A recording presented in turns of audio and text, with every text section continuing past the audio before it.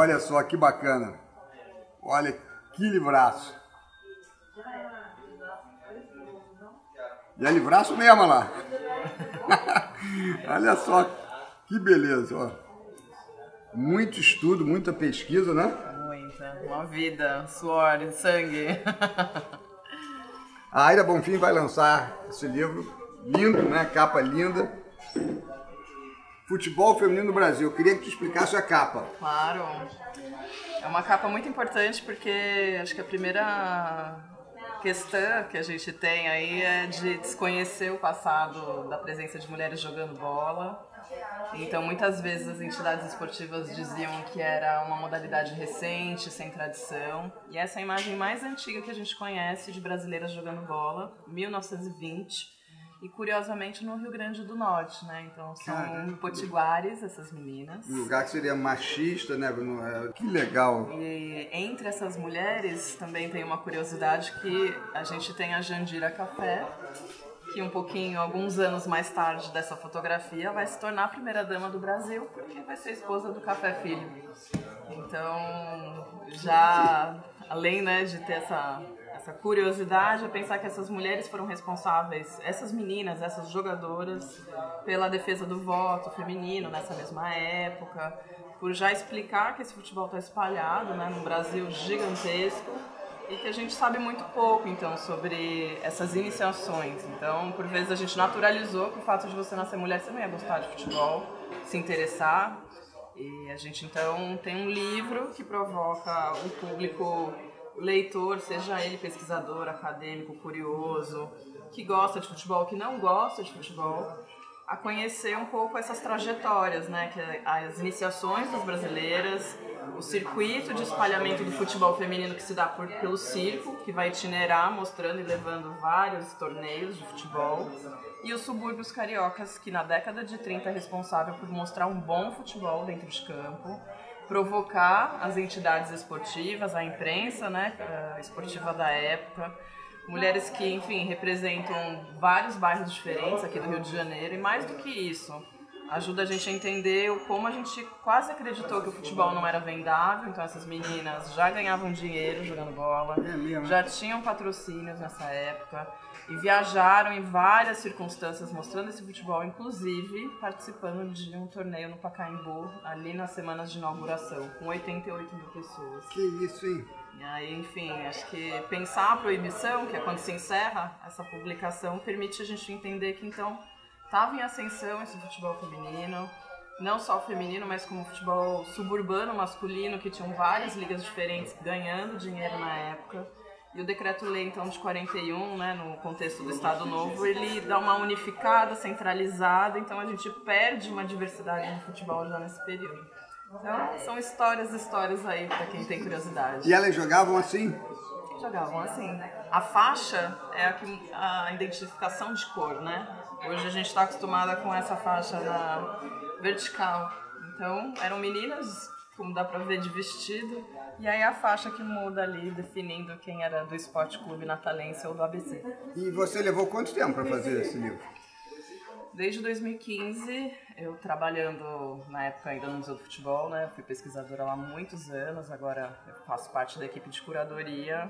Então, uma das grandes desafios era entender um pouco o que acontece com essa modalidade. Por mais que ela não fosse reconhecida como oficial, isso só vai se dar na década de 80, é entender que ao longo de 100 anos, né, que é essa idade do esporte aqui no Brasil, elas jogaram. Então, encontrar imagens, encontrar um pouco narrativas, nome de personagens, nome de equipes, esse foi o desafio aí ao longo desses anos. Sim, olha que legal. As inglesas. Então, existiam muitas notícias chegando da Europa, né, de outras mulheres jogando bola, muitas francesas chegando aqui nos noticiários do nosso país. Então, tudo isso circulou. Alguém falou bem ou mal sobre esse futebol feminino. A gente, lá no Museu da Pelada, a gente sempre fala isso, né? Porque tudo bem, a gente olha, a gente ouve falar na Marta, na Formiga, como também a gente tem que entender que elas foram fundamentais, né? Agora, tem as pioneiras, né? Sim, Lani, Marisa, tantas e tantas mulheres, Meg. Que às vezes não são citadas, né? Infelizmente. E a gente tem a oportunidade de ter pioneiras vivas, né? No caso do futebol feminino, já o masculino não. Infelizmente, esses homens já estão aí em outra constelação. E quem são essas pioneiras que estão aí vivas? A gente tem muitas dessas pioneiras representantes dos mesmos bairros que, né, como a gente abre aqui na contracapa, todos esses bairros suburbanos, né, cariocas, vocês conhecem muito melhor do que eu, né, o próprio Realengo, Padre Miguel, Anchieta, Bento Ribeiro, todos esses pontos são lugares onde tinha futebol feminino em 39 e 40. E curiosamente, apesar da proibição que acontece, né, na sequência do ano de 41, as jogadoras de 88 são representantes dessas mesmas regiões. Então é pensar que a proibição ela não interrompe apenas mulheres jogadoras, e excelentes jogadoras, porque a gente tem essas descrições da época, mas mulheres que são representantes de um subúrbio, são mulheres negras, pobres, né? Então acho que todas essas camadas também foram responsáveis pela essa interrupção, né? E qual a razão da proibição? Você tem um esporte que está sendo constituído de homens para outros homens, né? Seja entre os dirigentes, na constituição dos clubes, na presença desses jogadores. A gente também tem outras camadas de proibição que vão interferir, sei lá, nos homens trabalhadores braçais, que são impedidos de participar dos clubes inicialmente, dos homens negros. Então você tem estruturas muito elitistas que vão ditar um pouco, né, quem participa dos esportes. Acho que essa frase, o esporte é para todo mundo, é de todos, que a gente talvez tenha se acostumado, né, a verbalizar e a propagar, não é tão verdadeira assim. Então, esses 100 anos, né, do século XX, ele mostra todas as negociações que tem em torno de várias modalidades, não só o futebol. Então, se você pensar aqui, a gente está pensando no início dos Jogos Olímpicos, onde era permitido às mulheres jogar tênis e golfe. Então todas as outras modalidades foram pautas, né, de negociações já feministas nessa época, ainda num circuito mais elitista, e no caso do futebol não só de mulheres, mas de mulheres mais populares. Aqui, olha, que ela tá falando, ó, caso de polícia. Sim. Então os educadores físicos vão dizer que esse esporte é violento e inadequado ao corpo feminino, uma vez que no Estado Novo se entende a mulher como responsável por gerir, por cuidar, e não necessariamente está exposta, né, a esse lugar do jogo, do contato físico, inclusive com muitos questionamentos, né? Imagina se ela leva uma bolada no seio, né? O homem pode, né? O homem pode levar uma bolada no saco, né? Não vai acontecer nada. Agora vem cá, tem uma pessoa, assim, um grupo, e quando isso mudou, quando essa censura, tem alguma... A quem se deve isso, esse retorno do futebol feminino? A gente tem, na verdade, um circuito na década de 60, 70, fora do Brasil, onde essas mulheres vão continuar jogando. Aqui também, a gente vai jogar futsal, a gente vai ter vedetes que vão lotar o estádio de Maracanã, no Pacaembu, na década de 60. Você tem jogos que vão ser chamados de beneficentes, para você desconfigurar a ideia de uma modalidade oficial. Então tudo isso está acontecendo. E o futsal podia? O futsal podia até 65, que ele começa a dar tanto certo que, de novo, a lei é atualizada, então nenhum tipo de futebol, seja na praia, seja de salão, de campo, é mais uma vez proibido no nosso país.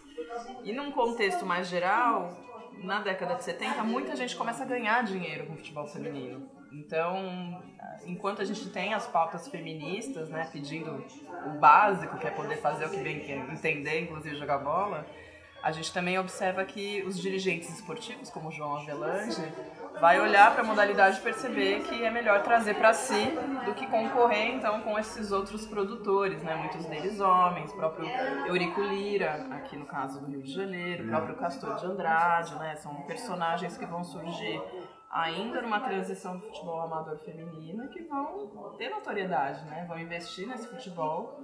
Essas meninas jogam muito bem, elas foram forjadas, né, nesse subúrbio que também criou muitos atletas homens excelentes. E aí, então, a gente tem uma tentativa de fazer esse futebol feminino ser vendável para homens. Então, essa é a grande dificuldade da década de 90, dos anos 2000, de negligenciar mulheres torcedoras, inclusive interessadas em consumir, que talvez seja o que a gente viva nos dias atuais, né? Uma recomposição desse mercado do futebol, seja masculino ou feminino. Lembrando que eu até outro dia não podia nem comprar uma camiseta do Corinthians, que é o meu time, porque não existia, né, forma feminina. E ao mesmo tempo você pode consumir o futebol feminino na televisão, na internet e no estádio. Então eu que tô vindo do Brasileirão, porque eu sou pentacampeã feminina pelo Corinthians. A gente... Aí não, agora falou sério, pô. A gente colocou 43 mil pessoas dentro do Itaquera. Então acho que isso já mostra esse lugar de desenvolvimento da modalidade. Isso a gente fica vendo, né? E é como é difícil, né? Essa ironia, né, o deboche até com as locutoras, né, falando assim, o locutor não dá para ouvir, né, o time não dá para ver. Eu fico assistindo os jogos femininos, cara, é impressionante a evolução, né, como tá legal de se assistir, né. E outra coisa que eu acho também que precisa ter mais é mulher escrevendo livros sobre futebol. Eu também acho. Né? Pensar que a primeira pesquisadora, né, no nosso país é uma mulher, que é a Simone.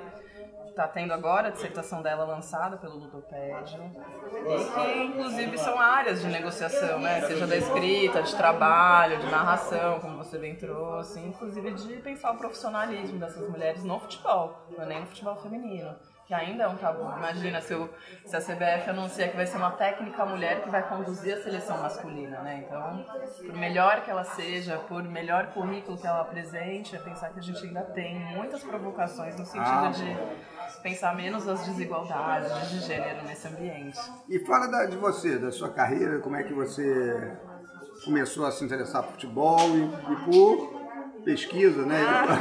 Sim. Onde você nasceu? Eu sou campineira, em São Paulo, interior podia ser Guarani, hein? Ou Ponte Preta. Eu tenho uma família rachada entre o Guarani e também a Ponte Preta. Então foi muito difícil, assim, percorrer a adolescência e por isso eu escolhi o Corinthians. E pra você ver, né, como é que hoje os dois, nenhum dos dois times estão na primeira divisão, né? Não. Na segunda ali no geral a gente está né? perdendo, né? Essas equipes mais tradicionais, centenárias, estão ficando à mercê de um mercado, né? Muito mais exploratório. Mas a minha formação é na área de artes. Eu fui educadora e tenho uma trajetória, na verdade, com museus, trabalhando com esses setores. E num dado momento eu fui parar no Museu do Futebol, que fica dentro do Pacaembu. Museu do Futebol. E lá eu implantei um centro de pesquisa, desde 2011 trabalhei muito com futebol. Mas o centro de pesquisa pro futebol feminino ou como um todo? Não, trabalho com futebol. Só que não é história do futebol feminino, isso aqui é história do futebol. Mas você também foi botando ali, dando uma força mais pro futebol feminino também? Eu olhava para aquela exposição e pensava assim, o que não está dito lá dentro? Então tem muitas representações. Eu olho e falo assim, o que é pelada não está, mas a pelada está lá agora, está lá também. Mas ainda assim, né, o futebol de várzea, seja as torcidas, seja as mulheres, e hoje, né, numa diversidade que contempla 1 milhão de outras letras, é pensar que tinha um esvaziamento, assim, de pensar esse futebol para além da primeira divisão, para além da seleção masculina, né, nacional. Então eu trabalhei esses anos todos pensando para fora, visitando campos, conversando com as pessoas. Pô, que legal, hein? O feminino só foi um desses elementos que apareceu, muito oportunamente, permitindo fazer uma pesquisa tão grande como essa. E hoje que o Museu do Futebol se tornou uma referência, inclusive em materiais de pesquisa, né, disponibilizando coleções. Então é pensar que não são os arquivos públicos, não são as bases de dados de fotografia que a gente usa para o masculino que vão revelar essas histórias do feminino. São os próprios jogadores que guardaram essas coleções, que a gente digitaliza, que a gente conversa. E esse é um material muito rico para a gente reconstituir não só a história do futebol, mas a história das brasileiras no nosso país. Isso é a coisa mais linda do mundo, pelo amor de Deus. Ô, Dudu, Casa da Árvore, espaço espetacular, né? Ampliando. Sim. Fala, por que você resolveu lançar essa preciosidade? Na verdade, a gente pensou, a gente quer fazer um evento, essa estreia do evento chamado Veneno Remédio, que você sabe é o ensaio do José Miguel Wisnik. Claro. Que eu acho que é uma das melhores coisas que já escreveu no sobre futebol. E aí, o Veneno Remédio ele tem essa proposta de discutir esses temas mais sensíveis. A gente vai falar da mulher no futebol, a gente vai falar de racismo na próxima, enfim. A gente quer contar sempre com o Museu da Pelada. E quando a gente foi pensar em futebol feminino, chegou, pela internet e tal, chegou o livro da Aira. Eu falei, pô, cara, a gente tem que combinar o elemento literário, né? Para não ser um debate sem livro, um debate porque a gente está numa livraria, né? Então, caiu como uma luva. E hoje a gente está fazendo o lançamento da Aira, mas também vai ter o debate com a Mila, que está aqui, a ladeira do aterro. Tem a Marina é chefe de torcida do Fluminense, né? Agora, fala uma coisa que a gente conversou sobre isso, eu estou falando para ela, que é importante que mais mulheres escrevam sobre futebol, né? Pois é, cara, a gente ficou procurando mulheres que escreviam sobre futebol e encontramos a Aira. E tem outras também, você me mandou outras meninas e tal. Só que assim, eu não sei se é o meu olhar, pode ser o meu olhar que está errado, não sei, mas a gente olha para a produção sobre futebol, produção literária sobre futebol e só vê homem escrevendo. É muito homem. Nas livrarias, em geral, eu chego, por exemplo, nas livrarias, não tem quase nada de futebol, né? É impressionante, no país do futebol, ou quando tem, está num espaço que você não acha na livraria. Não aqui a gente acha, mas nas livrarias. Agora, mesmo assim, você passa lá, são os mesmos livros, né? Não tem uma produtividade, né? Mas assim, a produção de conhecimento a partir do futebol é recente, da década de 80. Desse conhecimento se transformar num produto livre, vendável, com distribuição, é outros 500. É verdade, né? Então, verdade. Eu mesmo estou fazendo uma produção independente, uma vez que ainda é um mercado sendo constituído, né, de futebol das mulheres. Então eu observo, acompanhando, eu tenho mais de 3 simpósios aí no currículo, né, internacionais, onde o museu sediava encontros de pesquisadores do Brasil todo, internacionalmente, então tem muita mulher trabalhando com futebol, não com feminino, inclusive.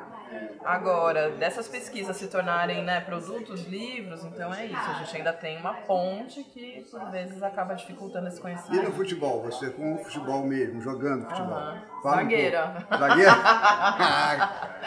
Zagueira, destruidora de pessoas ali no fundão. E quem que você se inspirou, assim? Olha, vou falar bem sinceramente, eu tenho um avô parceiro, ele era goleiro, então, apesar de zagueira, eu acho que o lugar do gol, pra mim, e pra mim como mulher, era um lugar de muita ocupação, porque se eu não fechasse no gol, às vezes o jogo não acontecia. Então eu tinha esse trânsito, né, ali no fundo, fazendo ali uma guarda, seja dentro de campo ou usando até as mãos. Esse é bom de bola, já vi, hein? Esse é bom de bola. Isso é meio mentiroso. Qual era o nome do time? Geração 2000, né? Geração 2000. Olha, sensacional o seu trabalho.